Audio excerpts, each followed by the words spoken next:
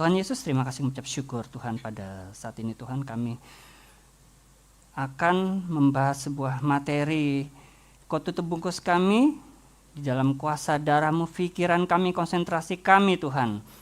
Karena masa depan keluarga kami, masa depan kami, anak-anak kami ada di dalam Engkau. Kami mau rebut apa yang sudah dicuri oleh si jahat.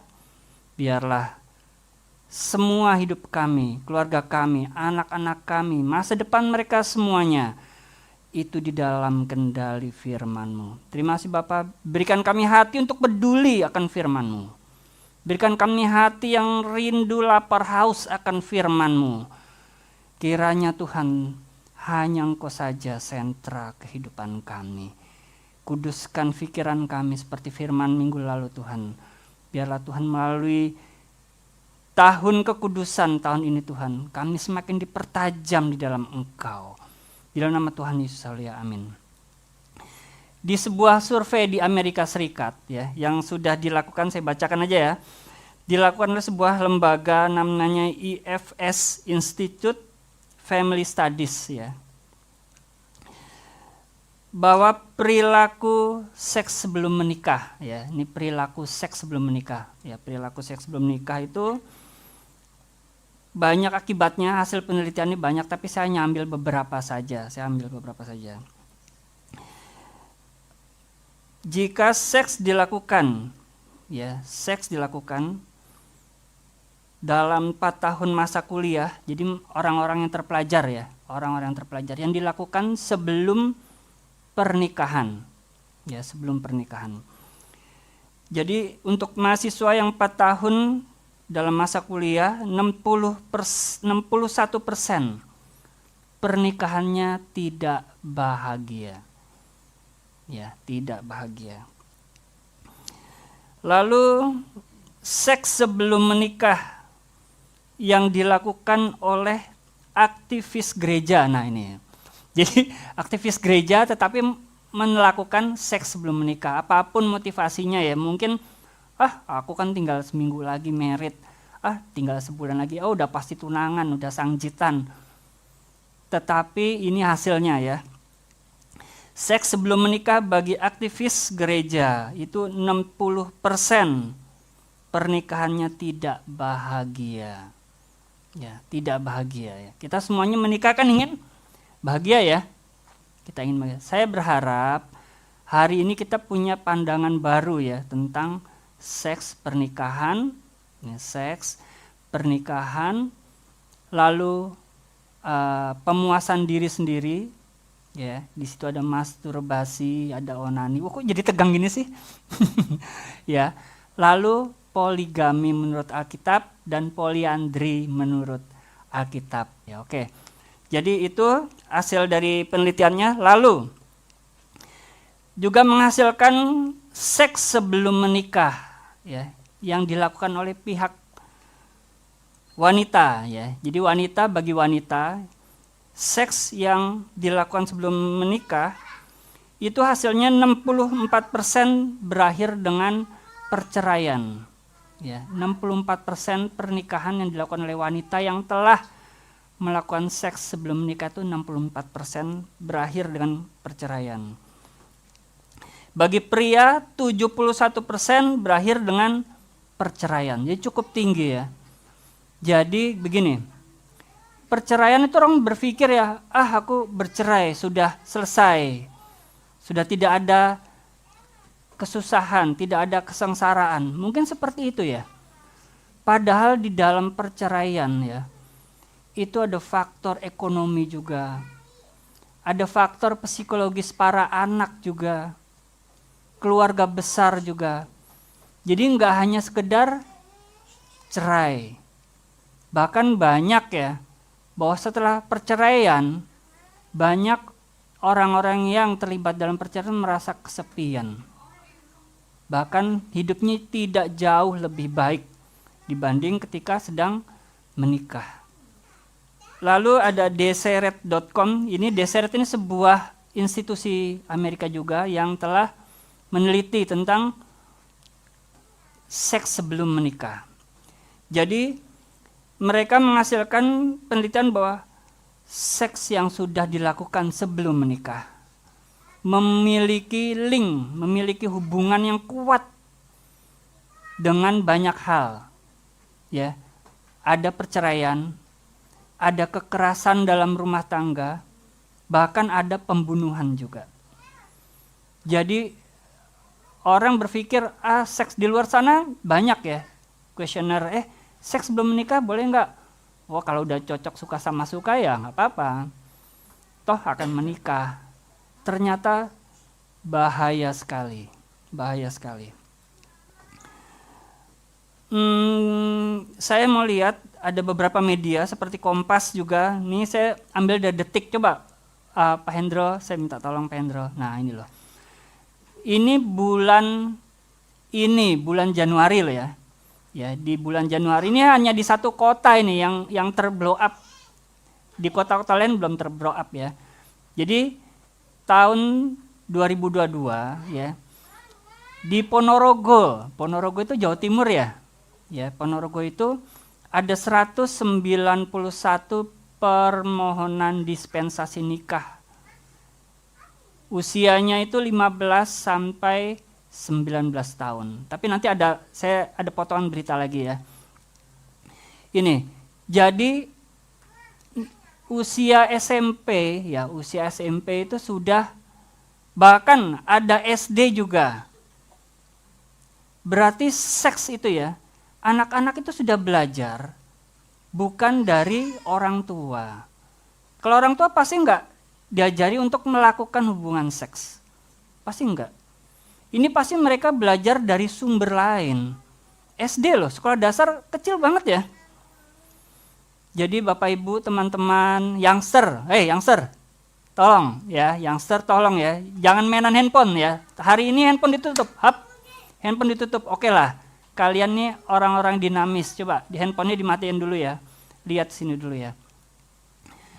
SD sudah melakukan sebagai praktisi seksual. SMA juga udah banyak juga ya. Bahkan pengalaman saya pada saat saya sekolah menengah atas, ada beberapa teman saya yang sudah, bahkan ada yang menggugurkan juga. Ya. Jadi ini sebetulnya seks bebas ini sudah di sekitar kita juga. Saya minta yang ini Pak Hendro, yang di berita lain Pak Hendro. Nah ini, usianya ternyata mulai 10 tahun. Kemarin saya ngomong dengan para pelayan gereja anak, yang usia 12 tahun ini bulan ini melahirkan. Jadi sudah sebegini parahnya. Orang mungkin berpikir Indonesia negara yang religius ya. Tapi kenyataannya ini seperti ini ya. Ada lagi berita lagi Pendro. Ini dia. Nah, saya mau cerita ya. 7 kota hasil penelitian ya. Yang notabene pelajarnya ini saya nggak ambil bawahnya ya. Pelajarnya itu banyak melakukan seks bebas juga. Saya mau jemaat kita sangat serius. Ya. Oh, saya nggak melakukan seks bebas. Oh, saya kan sudah menikah, ya kan? Nah, di sini kita akan sharing bersama-sama supaya anak-anak kita ini tahun 2023, tahun 2024 pasti lebih jahat. Saya mau cerita.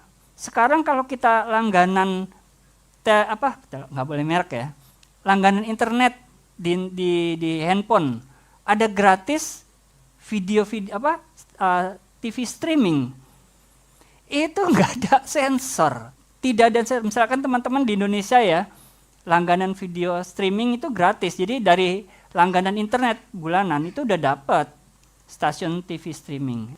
Jadi kalau mereka belajar dari situ, itu mereka bukan belajar tentang seksual, bukan. Mereka bukan belajar tentang seks ya.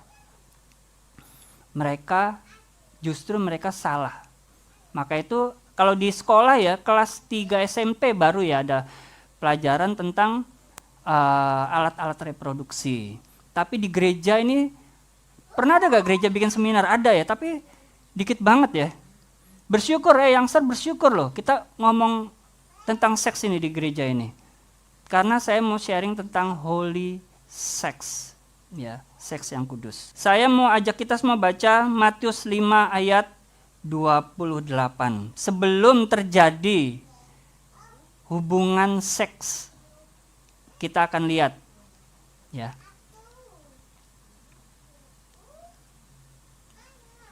Matius 5 ayat 28. Ini Tuhan Yesus ngomong ya, huruf A-nya ini huruf besar ya. Ayo kita baca sama-sama ya, 1, 2, 3. Tetapi aku berkata kepadamu, setiap orang yang memandang perempuan serta menginginkannya, sudah berzina dengan dia di dalam hatinya. Di dalam definisi seks ya. Saya mau tanya youngster, seks itu apa sih? Hah? Apa? Ya gini ya, ada seks, ada gender, ya, ada orientasi seksual. Jadi ada 3. Nah, saya mau bicara tentang definisi menurut medis. Ya. Seks itu adalah anggota tubuh, alat reproduksi. Ya, itu seks. Kalau gender itu adalah bagaimana? Kalau kita kan berpikir gender, kalau ke kamar kecil ya, yang wanita ngelihat gambar wanita ya ke sana. Kalau pria, gender itu ya pandangan diri terhadap diri sendiri. Gitu ya. Jadi misalkan gini, kayak kalau di negara-negara barat itu misalnya anak kecil suatu hari bilang sama mamanya, "Ma, I am straight," gitu ya. Mungkin, "Ma," tiba-tiba dia ngomong, "Aku merasanya aku lesbian walaupun dia perempuan." Nah, itu adalah gender. Jadi walaupun seksnya itu pria, secara lahir biologis dia itu male, tetapi sepanjang dia memiliki pikiran, pendapat bahwa saya itu bukan male. Nah, itu adalah gender ya. Paham ya? Paham. Jadi seks itu beda dengan gender. Yang ketiga, orientasi seksual. Nanti kita akan bahas juga. Orientasi seksual itu adalah kepada siapa seseorang itu tertarik. Bisa kepada lawan jenis atau sesama jenis. Sekarang ada lagi dengan dua-duanya. Jenis yang sama maupun jenis yang berbeda. Saya mau kita semuanya ini, tahun ini kan tahun kekudusan. Kita mau kudus diranjang. Ya. Youngster, supaya kalian memiliki kekudusan juga nanti. Wah, saya kan bukan berpikir ke arah sana, jadilah kudus. Ya, kita akan ngomong hati-hati di sini. Ya, Bapak Ibu mau ya? Kita bahas ini ya. Nah, penting ya. Tadi Tuhan Yesus ngomong, setiap orang yang memandang perempuan serta menginginkannya sudah berzina. Saya mau breakdown kata-katanya Tuhan Yesus aslinya itu apa. Coba tolong itu slide yang merah tadi, Pendro. Bukan, next-nya. Oh, ini tadi yang saya bilang, next lagi. Nah, ini dia. Kata-kata Yesus menginginkan, itu artinya dia ngomong epitimesai. Ya. Ini artinya lust. Lust ini nafsu. Tapi di bahasa Indonesia kan supaya halus, menginginkan. Artinya ini adalah ingin kepada hal yang tampak fisik. Kalau dalam dunia kedokteran, epitimeo ini adalah jaringan kulit. Jadi yang kelihatan semua organ. Jadi ini adalah ketertarikan secara fisik. Ya, ini fisik. Jadi ini kalau bahasa bahasa Alkitab ini birahi. Nah, seperti kalau dogi ya, anjing ya, ada musim-musimnya kawin. Nah, seperti itu. Nah, jadi kalau ada seorang pria memandang wanita lalu menginginkannya, sudah jatuh dalam dosa perzinahan, dosa seks. Jadi sebelum pria dan wanita melakukan hubungan terlarang, mereka sudah jatuh dulu di dalam pikiran. Ya. Coba dijawil sampingnya, salami. Tapi jangan dilihat mata, dilihat dahinya aja ya, dilihat dahinya. Coba dijayal, serius, salaman. Ya, dilihat dahinya ya. Nah, di situ ada pikiran kita itu. Nah, itu pikiran, hati-hati. Sebelum lahir sebuah tindakan, itu ada pikiran. Itu untuk cowok, berbahagialah cewek. Amin.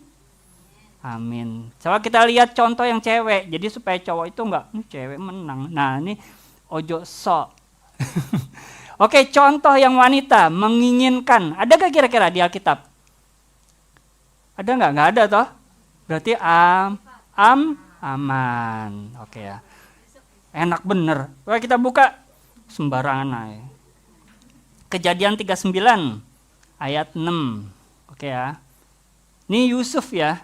Segala milik Potifera ya, diserahkan pada kekuasaan Yusuf. Dan dengan bantuan Yusuf, dia itu nggak perlu lagi mengatur apa-apa selain dari pecel soto yang dia makan ya. Adapun Yusuf itu manis sikapnya dan elok parasnya. Hati-hati jemaat. Saya mungkin nggak seganteng imajinasi Bapak Ibu teman-teman ya. Tapi buat istri saya mungkin saya ganteng banget ya. Tapi ketika Bapak Ibu teman-teman itu elok dalam chatting ke orang lain. Elok dalam bermedsos, hati-hati. Itu pintu masuk dalam dosa perzinahan. Dalam sebuah buku ya, itu sudah bukan dinubuatkan, sudah dipredik ya, bahwa nanti itu perzinahan itu nggak harus pergi ke hotel, apa namanya hotel apa? Hotel Koyo. Ya. Ya, nggak perlu, tapi dari WhatsApp, dari TikTok, dari Facebook, dari apa lagi? Sudah bisa jatuh. Hati-hati ya. Next lagi Pak Hendro. Selang beberapa waktu, istri siapa? Ferdi, bukan ya.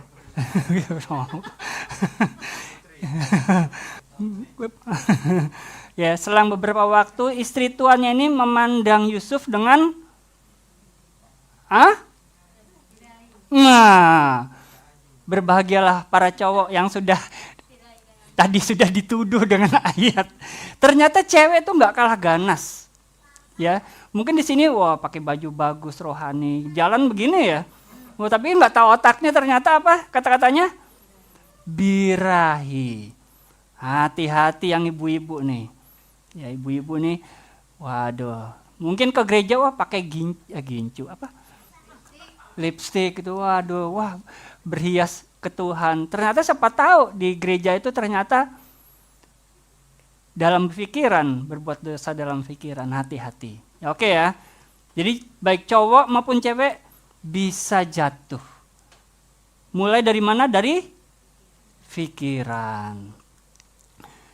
Bahkan Daud pun meminta Tuhan untuk menjaga pikirannya. Kita baca Mazmur 139 Pak Hendro. Kemarin Pak Hendro ini menang ya games ular dan burung ya Pak Hendro. Gini. Oke ya. Mazmur 139 ayat 23 dan 24. Saya bacakan. Selidikilah aku ya Allah, dan kenalah hatiku. Ujilah aku dan kenalah apa? Pikiran. Hati-hati dengan pikiran kita. Kita sama-sama tumpang tangan, saya mau berdoa di kepala kita masing-masing. Yuk pegang kepala kita. Tuhan Yesus, Kau bentengi kepala kami Tuhan. Serius Tuhan, gak main-main kami Tuhan. Kami mau menjaga kekudusan pikiran kami. Gak mau jadi ruang untuk kami berzinah. Kami gak mau pikiran kami Tuhan menjadi tempat prostitusi Tuhan. Pikiran kami adalah mesbah-Mu saja. Ruang maha kudus-Mu saja. Terima kasih Bapak di dalam nama Tuhan Yesus, haleluya. Amin. Sekarang istri Potifar itu siapa sih namanya? Ibu siapa? Oh, Nyonya Potifar. Saya lihat ya di daftar di Alkitab, terus di daftar kependudukan tuh nggak ada ternyata istrinya Potifar. Nah, pada sebelum masa Tuhan Yesus ya, itu para ahli-ahli Taurat itu menerbitkan sebuah midras. Apa namanya? Midras. Catatan-catatan. Ternyata mereka setuju bahwa istri Potifar itu namanya Suleha. Siapa? Suleha. Nah, namanya Suleha, tapi nggak masuk dalam kanonisasi. Namanya siapa? Jadi kalau punya teman nama Suleha, jangan ini nggak boleh deket-deket nih suamiku, ntar ditarik lagi bajunya gitu ya. Jangan ya. Ini namanya Suleha. Cuma belajar Alkitab. Ini kayak sekolah teologi berarti nih ya. Oke. Sekarang itu yang pertama. Dosa di dalam pikiran.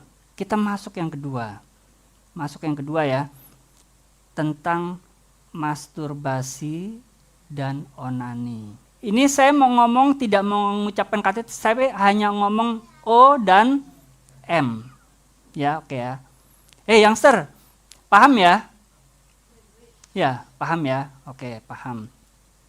Begini, asal sejarah O, ya, sejarah O itu di dalam sebuah peristiwa apa? Ternyata istilah O itu sebetulnya adalah istilah medis, ya. Istilah apa? Medis. Yang diambil dari sejarah bangsa Israel ternyata. Ya, itu salah satu anak dari Bapak Yehuda. Kita buka ya. Kejadian 38.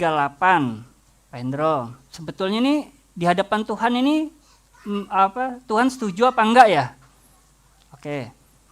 Kejadian 38 Pak Hendro ayat 8. Lalu berkatalah Yehuda kepada Onan. Onan ini anak nomor 2. Ya. Hampirilah istri kakakmu itu. Kakaknya Onan ini, anak Yehuda ini, jahat di mata Tuhan. Ya, jahat di mata Tuhan. Lalu Tuhan membunuh yaitu kakak dari Onan ini. Kawinlah dengan dia sebagai ganti kakakmu. Jadi adiknya disuruh ngawinin kakak ipar. Ya, kakak ipar. Saya nggak tahu, mungkin cantik banget kali ya. Ya. Kawinlah dengan dia sebagai ganti kakakmu dan bangkitkanlah keturunan bagi kakakmu. Next, Pak Hendro. Tetapi Onan tahu. Wah, ini Onan, bahaya nih. Bukan dia yang mempunyai keturunannya nanti. Gitu loh. Wah, kok punya pikiran gitu? Sebab setiap kali ia menghampiri, setiap kali dia tidur dengan kakak iparnya, ya dengerin ya. Setiap kali dia tidur dengan kakak iparnya, ia membiarkan apa? Maninya keluar. Maninya terbuang. Supaya kakaknya itu tidak hamil. Oke. Apakah ini berkenan di mata Tuhan? Next, Pak Hendro. Ayat 10, Pak Hendro. Yang dilakukan oleh Onan itu adalah jahat. Kalau di dunia medis, ya mungkin di keluarga berencana juga mengizinkan hal ini. Supaya tidak hamil, ya kan? Ini mungkin tetapi itu jahat di mata Tuhan. Konsekuensinya apa? Tuhan membunuh dia. Mungkin kalian youngster belum menikah. Mungkin kita sudah menikah. Tetapi kita melakukan ini. Mungkin bagi yang single, ya, pikiran itu jatuhnya seperti apa? Dengan fantasi. Dengan apa? Apa ya? Ayo 1, 2, 3. Ya, biasanya kita tahu kan dunia fantasi ya. Ini fantasi. Begitu orang masuk dalam hubungan seks dalam fantasi, dengar ya, itu sudah jatuh di dalam dosa juga. Jadi dosanya bukan di hotel koyo, bukan, tapi di sini. Kalau tadi kita perzinahannya jatuhnya di smartphone, di komputer. Sekarang cukup di sini sudah bisa bikin dosa. Jadi nggak ada, lu bikin dosa pakai, gue bikin pakai komputer. Oh iya ya, wah mahal bener. Ada yang, lu pakai apa? Pakai handphone. Lu pakai apa? Gue pakai otak gratis. Nerakanya sama. Ya, paham Bapak Ibu ya? Ini on, ya ini untuk pria. Sekarang untuk wanita gimana? Nah wanita ada ayatnya gak kalau untuk M? Ada nggak? Nggak ada toh? Puji Tuhan. Jadi yang wanitanya bebas. Haleluya. Enggak, sabar dulu. Kita baca, coba kita baca. Apakah kemarin kita 2 minggu lalu kita ngomong tentang suara Roh Kudus. Ingat gak? Tentang suara Roh Kudus. Yang Bapak Ibu belum dengar bisa lihat linknya ya di grup jemaat atau di sini ya. Oke ya, gini. Kita buka Pak Hendro 1 Korintus 10 ayat 31. Saya tidak menunjukkan benar salah, tapi saya mau menunjukkan supaya suara Roh Kudus dibangkitkan.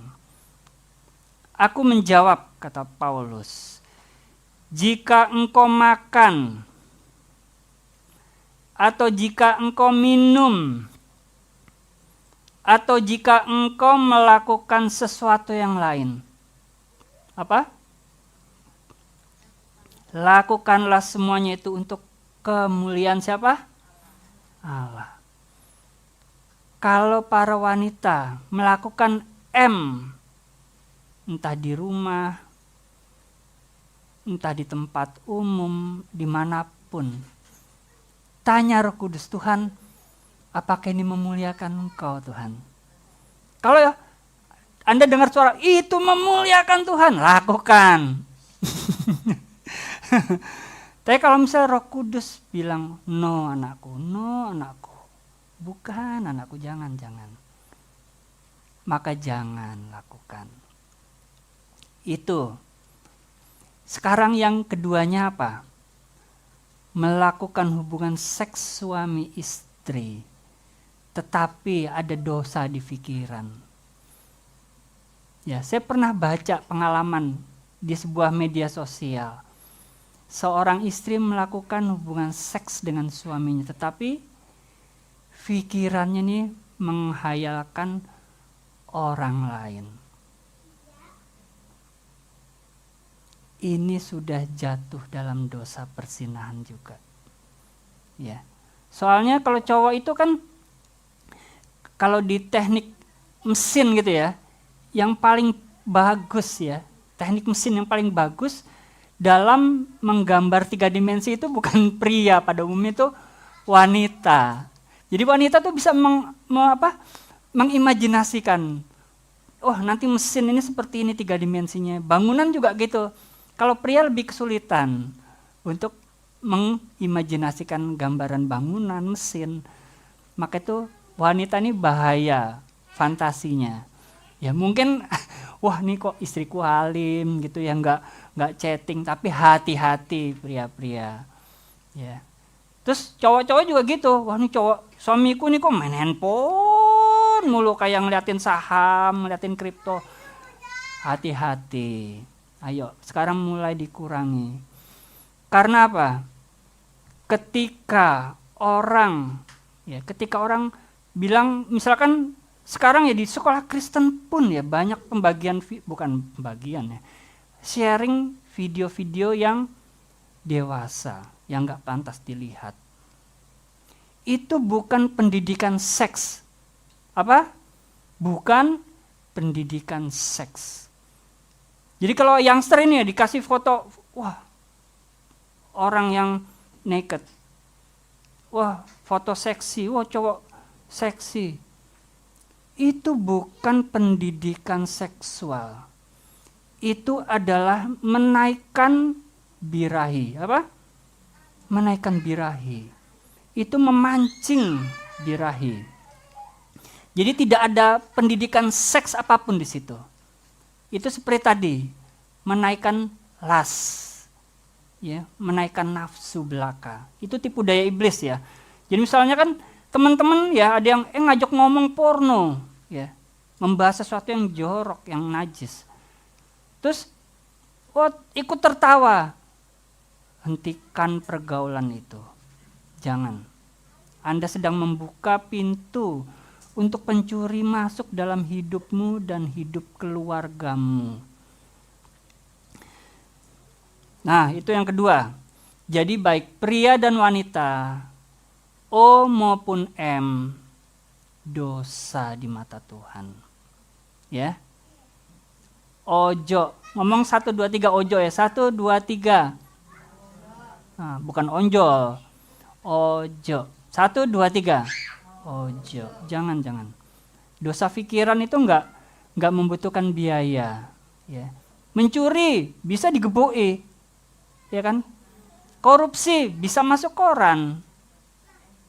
Bisa nyolong rumah, bisa kesetrum. Ya kan? Nah, dosa ini tidak ada biaya pun bisa jatuh dalam dosa. Tidak ada resiko. Tetapi firman Tuhan ini melarang firman Tuhan. Nah, itu udah mau selesai kita nih. Oke ya, paham ya, kita tadi sudah membahas tentang seks, free sex. Kedua kita sudah membahas O dan M.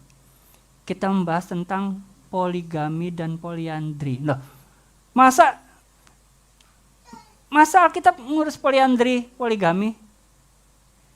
Saya mau tanya ya, poligami itu apa ya? Ainona, poligami itu apa? Hah? Oh, boleh kawin lagi. Oh gitu ya. Kalau Bram, poliandri itu apa? Kurang tahu ya. Kalau poligami apa? Istrinya banyak. Jadi kita mau masuk situ ya. Alkitab itu bagaimana sikap firman Tuhan untuk kekudusan? Ya diajari Burus, monggo Burus. Jadi Alkitab itu juga mengurusi masalah poligami. Istimewanya caranya Tuhan itu bagus. Tuhan itu mendidik kepada para influencer. Influencer itu apa ya? Flu.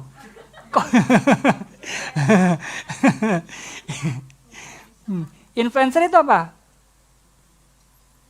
Kak Rus. Wah, Kak Rus saya manggil. Apa Rus? Kak Yohana, influencer itu apa Kak Yohana? Nah, orang terkenal yang punya pengaruh. Ya itu bukan influenza. Ibilak.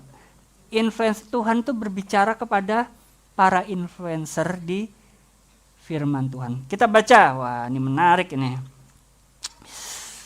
Coba kita buka sebuah kitab yang paling dibenci oleh youngster, oleh pelajar, mahasiswa. Kitab apa?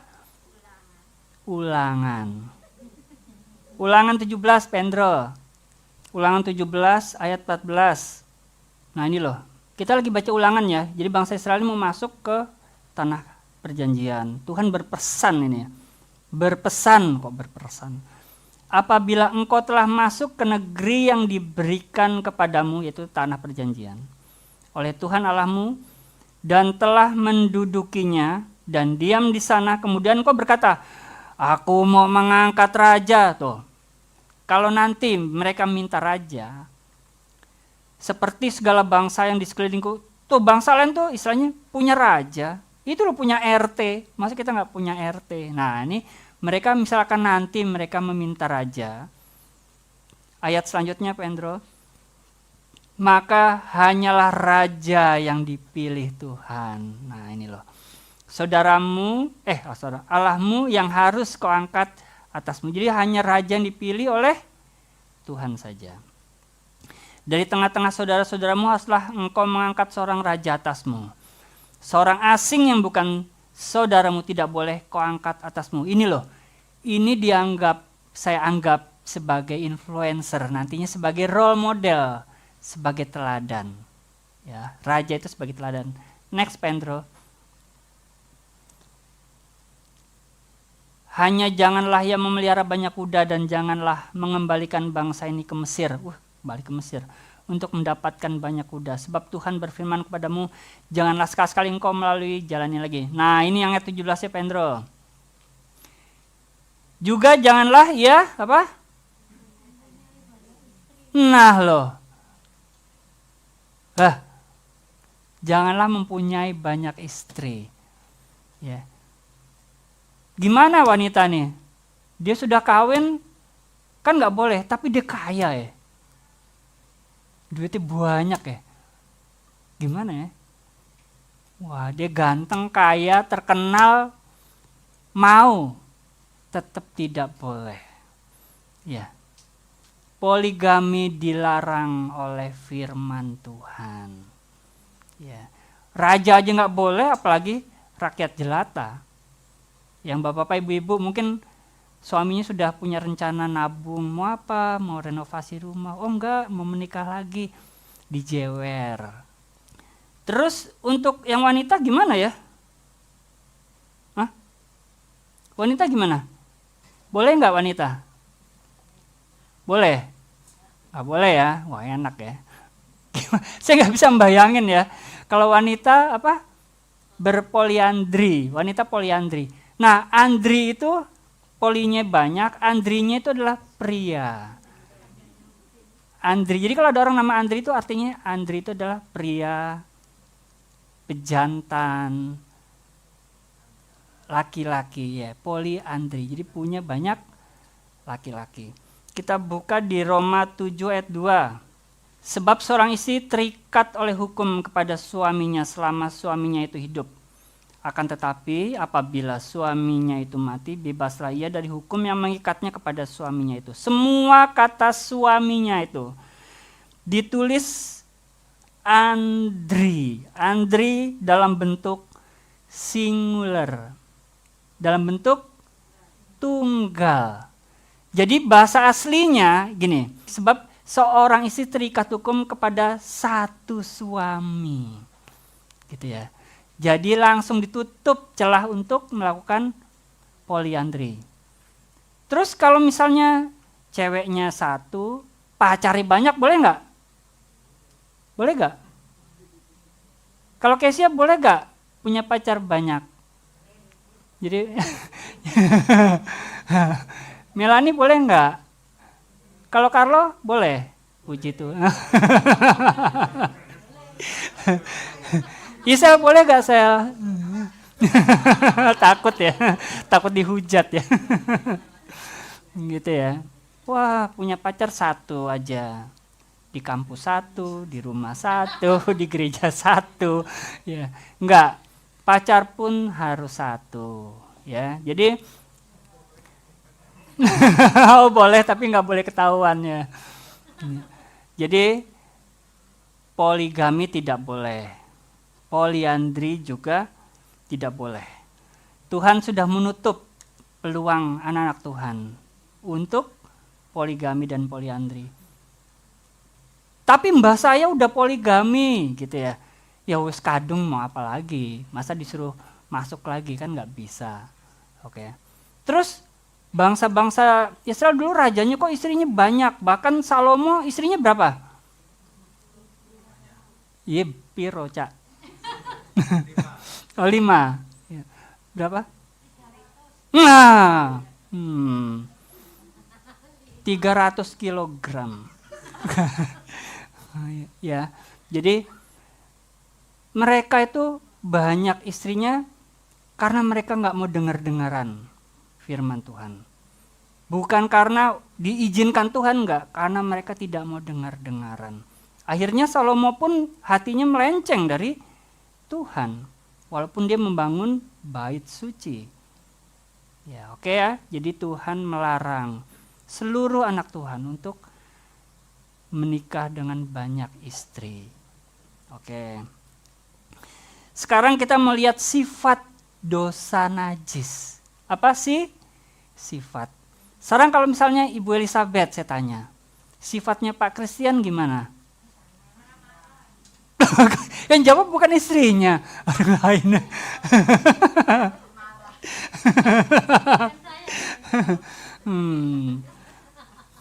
Sekarang kalau Kak Naomi, sifatnya apa, bro?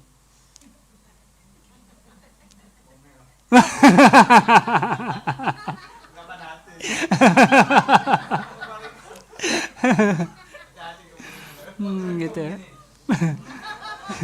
Kalau Bro Sutoyo, Mbak Lili itu sifatnya mumpung nggak ada kan? Sifatnya apa Mbak?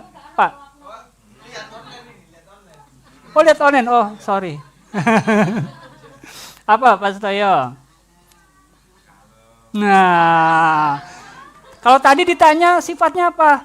Ngomel. Sifatnya, katanya ini malah sifat positif. Kantongi sifat-sifat positif aja ya. Oke. Sekarang kita buka 2 Samuel 13. Coba ayat 1 Pak Endro. Nah, Absalom bin Daud. Jadi Absalom itu adalah anak dari Daud, punya seorang adik yang cantik. Jadi kalau kita bilang cantik ya cantik beneran ya. Sekarang sini artis yang cantik menurut Pak Kristen siapa Pak? Ayu Ting Ting. Siapa? Siapa Bram? Artis cantik menurut kamu Bram?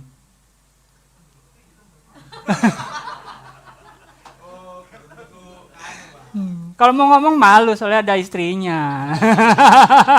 Sungkan. Oke ya, dia itu cantik ya, istrinya, adik perempuannya itu ya. Namanya siapa? Tamar. Terus ada anaknya Daud lagi. Dari istri yang lain. Namanya siapa? Amnon. Jatuh cinta kepada sepupunya. Nah ini. Next Pendro. Hati Amnon sangat tergoda. Wah, tergoda ini di otak ini, hati-hati ya. Sampai dia apa? Jatuh sakit. Ada gak orang jatuh cinta sampai jatuh sakit? Hah? Ada. Bukan orang kalau putus cinta tok yang jatuh sakit. Masa, kamu kenapa nggak sekolah? Sakit loh. Sakit apa? Jatuh cinta. Pikiran jatuh dari tangga, jatuh cinta. Kok malah sampai sakit loh. Berarti nemen ini. Cantiknya nemen banget ya. Mungkin kayak Miss Universe ya. Ya. Sebab anak perempuan itu masih perawan. Nah, saya mau ngomong tentang keperawanan di sini. Keperawanan ini kan identik dengan wanita, ya kan? Ya. Keperawanan ini hanya satu kali. Jagalah. Ya tuh kan, ditegesi toh. Keperawanannya satu, jagalah. Sungguh jagalah. Jagalah. Sekarang ini, tadi saya udah ngomong seks, terus gender, sama seks orientasi. Jadi untuk youngster, tolong jagalah itu sebagai sebuah anugerah. Ya, anugerah. Kalau misalkan, Pak Pendeta, saya sudah kehilangan virginity saya. Ya, terus apa yang harus saya lakukan? Ya tetap melekat sama Tuhan. Tambah dekat sama Tuhan. Tambah cinta sama Tuhan. Bertobat. Saya percaya Tuhan itu mampu memulihkan hidup seseorang. Tetapi yang masih virgin jagalah.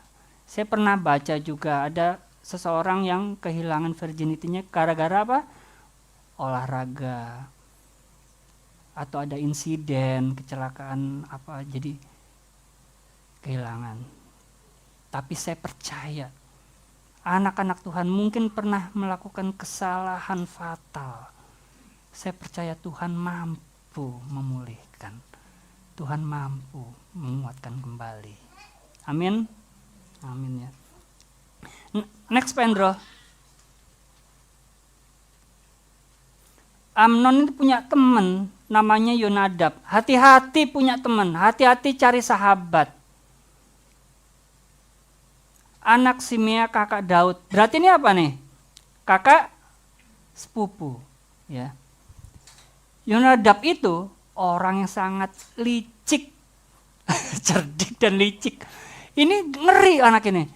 Jadi Bapak Ibu teman-teman minta ampun, minta tolong. Carilah teman yang baik. Jangan jadi partner in crime. Jangan jadi cari teman dalam kejahatan. Di sini diajak untuk berbuat jahat. Next, Pendro. Katanya kepada Amnon, hai anak raja. Wah, ini kurang berwibawa ya. Hai anak raja. Mengapa engkau demikian merana setiap pagi? Usak nore, nggak sekolah, nggak kuliah, nggak raupan, acak-acakan rambutnya nih. Tidakkah lebih baik engkau memberitakan kepadaku? Kata Amnon kepadanya, aku cinta Tamar, adik perempuan Absalom, saudaraku itu. Next, Pendro. Lalu berkatalah Yonadab kepada, berbaringlah di tempat tidurmu dan pura-pura sakit tuh jahat loh hari ini. Jahat loh ini. Apabila ayahmu datang menengok engkau, maka haruslah engkau berkata kepadanya, izinkanlah adikku Tamar datang. Nah, next, Pendro. Sudah itu, ya dijalani rencananya. Amnon berbuat pura-pura sakit loh. Sakit tadi, sekarang pura-pura sakit. Ketika raja datang nengok dia, berkatalah kepada raja, izinkanlah adikku Tamar datang membuatkan kue. 2 kue di depan mataku. Kue apa kira-kira? Kira-kira kue apa nih ya? Martabak kali ya? Hah? Lumpia. Wah, Bu Lili ya lumpia ya. Ya. Oke, next, Pendro, 7. Lalu Daud menyuruh orang kepada Tamar ke rumahnya dan pesan, pergilah ke rumah Amnon kakakmu, sediakanlah makanan baginya. Ayat 12, Pendro. Ayat 12. Tetapi gadis itu berkata kepada Amnon, dia akhirnya mau diperkosa. Tidak kakakku, jangan perkosa aku. Sebab orang tidak seperti itu berlaku di Israel. Janganlah berbuat noda. Next, Pendro. Dan kemanakah akan kubawa kecemaranku? Dan engkau akan dianggap sebagai orang bebal di Israel. Akhirnya terjadilah. Ayat 14, Pendro. Amnon gak mau mendengarkan perkataannya sebab ia lebih kuat daripadanya. Lalu terjadilah kejahatan itu. Ayat 15. Setelah ada dosa seks sebelum nikah, ketika sebuah hubungan seks dilakukan tidak dalam kerangka keluarga yang diberkati Tuhan, timbullah kebencian yang sangat besar pada Amnon terhadap gadis itu. Walaupun 1 menit sebelumnya dia sangat bergairah. Walaupun 1 menit sebelumnya dia sangat cinta sampai sakit. Tetapi saat itu timbullah kebencian yang sangat besar pada Amnon kepada Tamar. Bahkan lebih besar bencinya dirasa kepada gadis itu daripada cinta yang dirasakan sebelumnya. Lalu Amnon berkata kepada gadis itu, bangun, nyahlah. Saya mau kasih tahu, ketika seorang wanita, dengerin ya youngster juga yang lain. Ketika seorang, maaf ya aku jerit-jeritan ya. Ketika seseorang melakukan hubungan seks sebelum diberkati, maka si pria, jika dia tidak dalam Tuhan, dia akan membenci si wanita. Dia akan membenci si perempuan. Bagi youngster, hati-hati. Mungkin si cowok bilang, aku sayang engkau. Wah, ini ganteng ini cowoknya ini. Cowoknya ini kaya, punya sepeda motor Beat. Ya, pastornya apa sih? Beats ya? Apa? RKZ. Air kaset lagi. Di rumah sakit. Supra X, wah itu Supra X punya saya An. Ya, ganteng. Rambutnya klimis, ya kan. Iya, giginya kalau misalnya dibuka bibirnya dikit, wah silomen. Gitu ya. Duitnya banyak kalau jalan nih, kerincing. Tukang parkir itu ya. Dia minta hubungan seks. Jangan percaya. Setelah kalian melakukan itu, pasti si cowok akan membenci. Si cowok akan melakukan kekerasan, bahkan pembunuhan. Ini langsung ditinggal. Begitu lakukan seks sebelum pemberkatan, maka biasanya si pria akan meninggalkan si cewek. Yang dirugikan wanita. Sebab itu hati-hati ya jemaat Tosofkana. Mungkin punya teman ya, temanku ini cewek diajak melakukan tindakan ini, dia ragu, bilang jangan, karena masa depannya sudah ketahuan. Dia pasti akan ditinggalkan, dia pasti akan dikecewakan. Ini yang pertama. Lalu pada akhirnya tahu gak? Amnon akhirnya dibunuh oleh Absalom. Perbuatan dosa najis. Perbuatan dosa akan diikuti dengan dosa lainnya. Hati-hati. Saya baca dalam minggu-minggu ini ya, ada beberapa kasus pembunuhan. Bapak Ibu bisa lihat ya di media sosial. Karena masalah pacaran seks, maka terjadi tindakan pembunuhan. Ada yang kekerasan dalam rumah tangga. Hati-hati. Itu yang pertama. Yang kedua, 2 Samuel 16 Pak Hendro. Tadi kan 2 Samuel 13. Berjalan waktu 2 Samuel 16, beberapa waktu kemudian. 2 Samuel 16 ayat 23. Ayat 23, saya bacakan.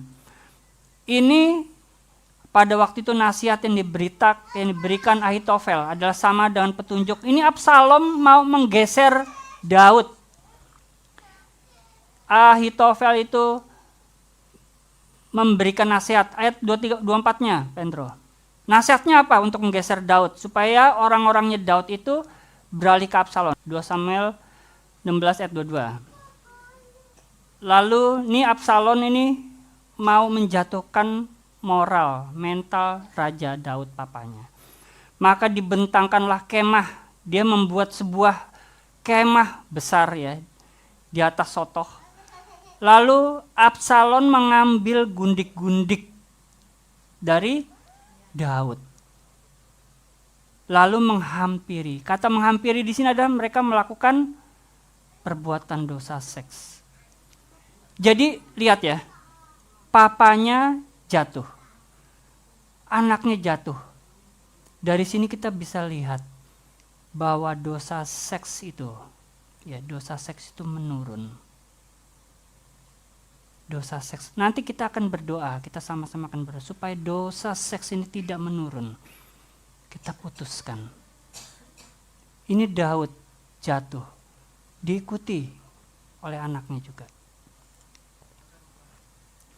Kalau di sini masalahnya politik, ya, mungkin di bawahnya nanti bisa karena masalah keuangan, karena masalah masa depan, masalah pendidikan, apapun motivasinya, kita harus putuskan kutuk ini. Saya mau kasih tips ya untuk youngster ya.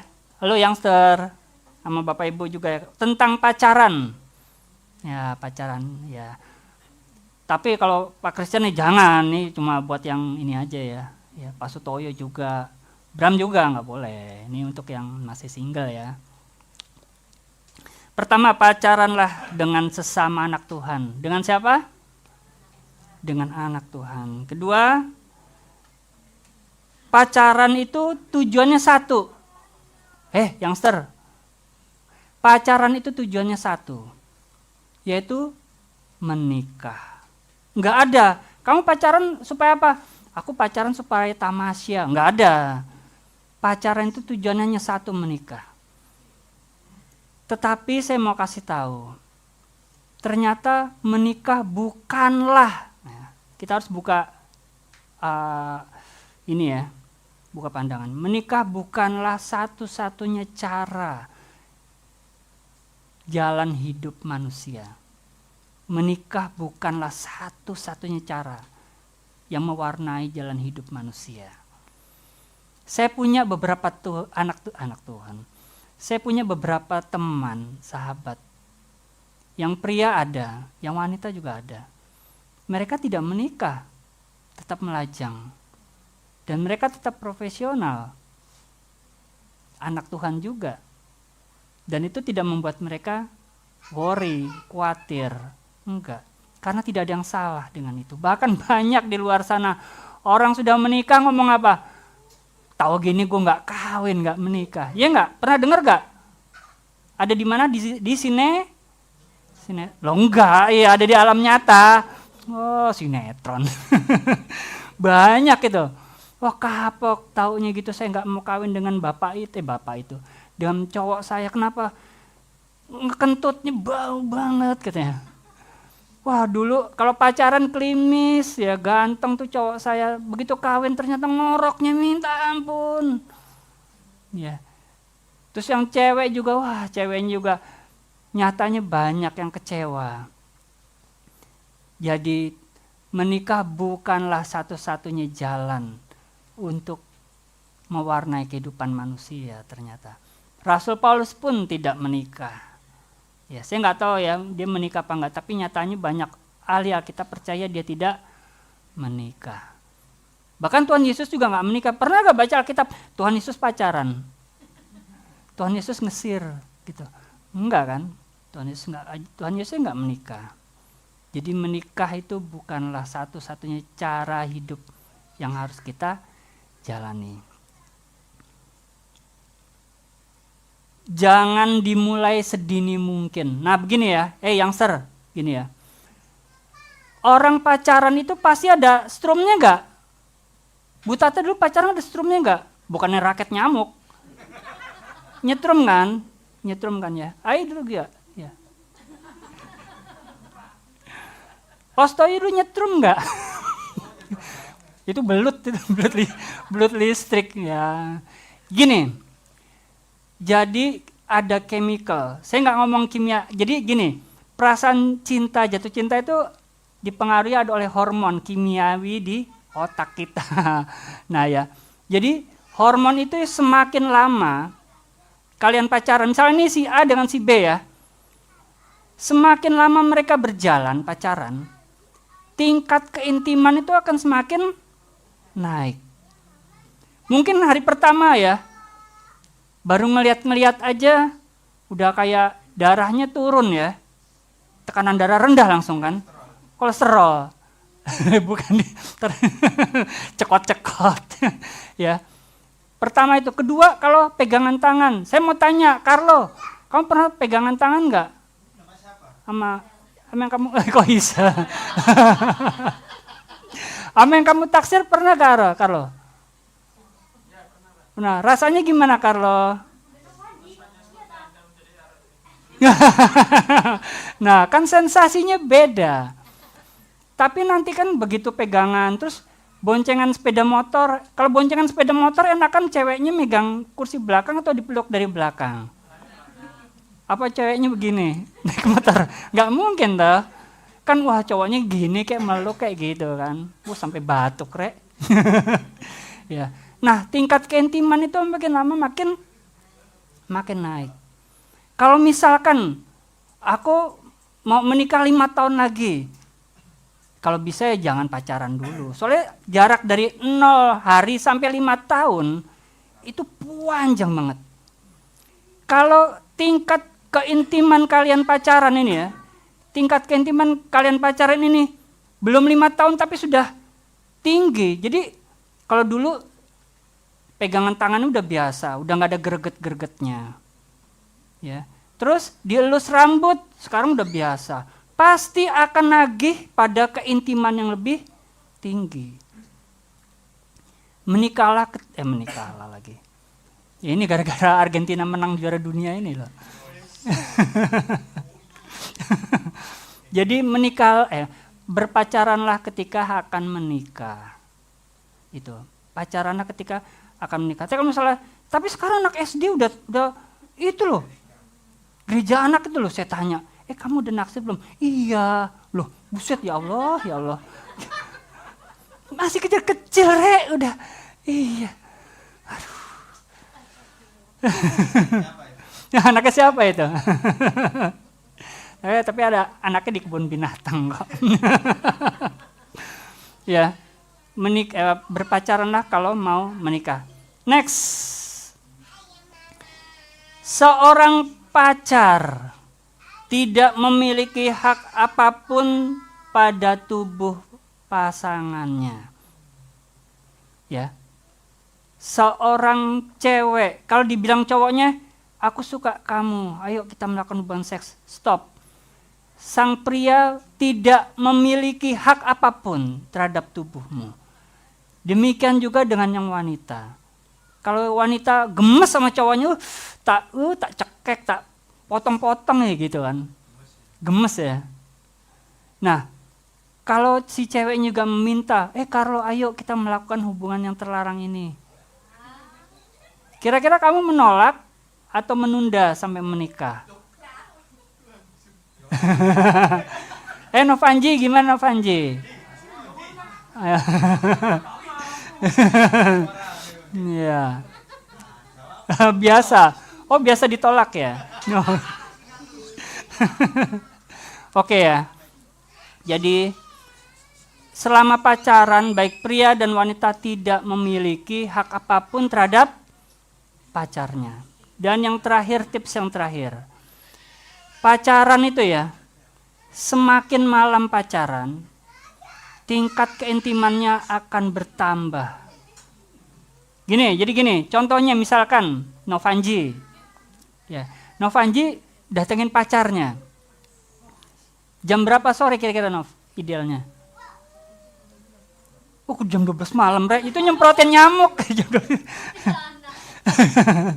Misalkan sore, ya. Jam 6 misalnya ya, nonton Avatar 2 jam, pulang makan soto cahar sampai jam 9, minum STMJ sampai jam 10, terus nonton layar tancap sampai jam 11. Nah, semakin malam itu mereka nggak cuma nonton pasti, keintimannya akan semakin naik. Seperti cowok sama cewek, suami istri, maaf ya.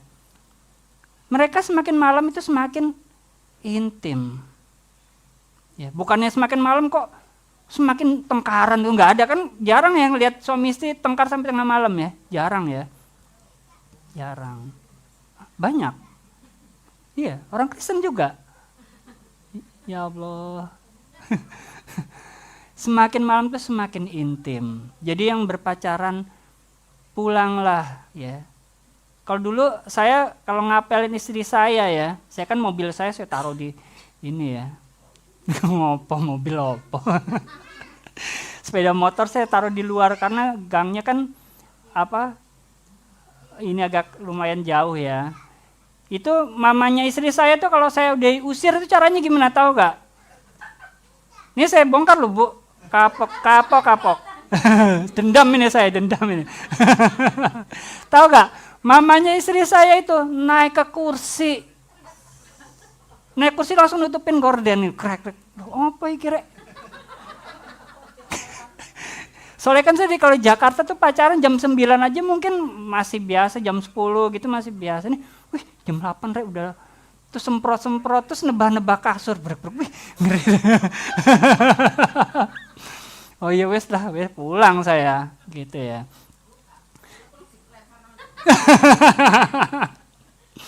Jadi semakin malam itu semakin intim. Jadi saya berharap hari ini kita sudah belajar banyak ya tentang seks sebelum menikah. Ya. Kedua tentang seks kepuasan diri sendiri melalui masturbasi dan onani, poliandri dan poligami. Terakhir adalah sifat dari dosa seks yang menurun. Oke, saya berharap Bapak Ibu sudah bisa dapat banyak bagikan kepada keluarga kita, supaya nggak ada kekerasan dalam rumah tangga, tidak ada kecelakaan berakibat pada menikah, atau hal-hal yang buruk yang terjadi untuk anak-anak kita. Ingat ya, tadi usia 10 tahun sudah hamil.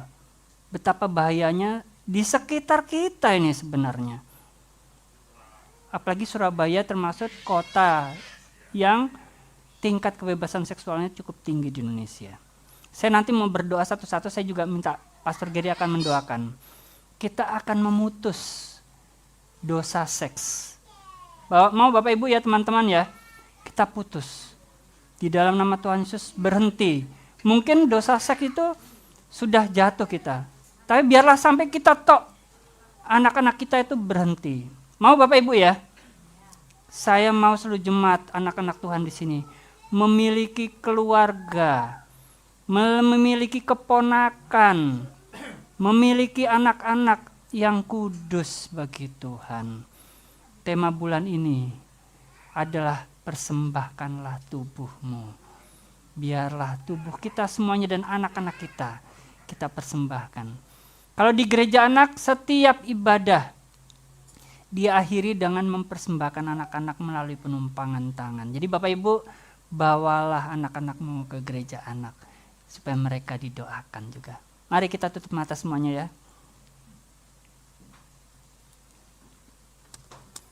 Tuhan Yesus, terima kasih.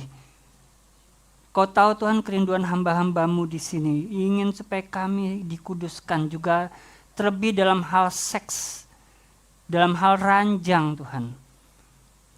Rumah tangga kami kudus. Pikiran kami kudus. Kami juga mau menyerahkan keluarga kami. Enggak cuma anak-anak, tapi istri kami juga. Supaya pikirannya terbentengi oleh firman. Suami kami juga pikirannya terbentengi. Anak-anak kami, orang tua kami. Biarlah seluruh keluarga kami Tuhan boleh hidup di dalam area kekudusan Tuhan. Saya dan Pastor Gary mau mendoakan satu-satu dengan hormat. Supaya kami hamba Tuhan menyerahkan seluruh jemaat. Sekali lagi hamba Tuhan mau menyerahkan seluruh jemaat di dalam kekudusan ilahi. Nggak ada lagi dosa seks, nggak ada lagi kenajisan, perzinahan. Semuanya stop, semua dihentikan. Anak-anak kita hidup di dalam kekudusan ilahi. Semua tutup mata, semua pegang tangan di dada. Saya dengan Pastor Gary akan mendoakan Bapak Ibu semuanya. Oke ya.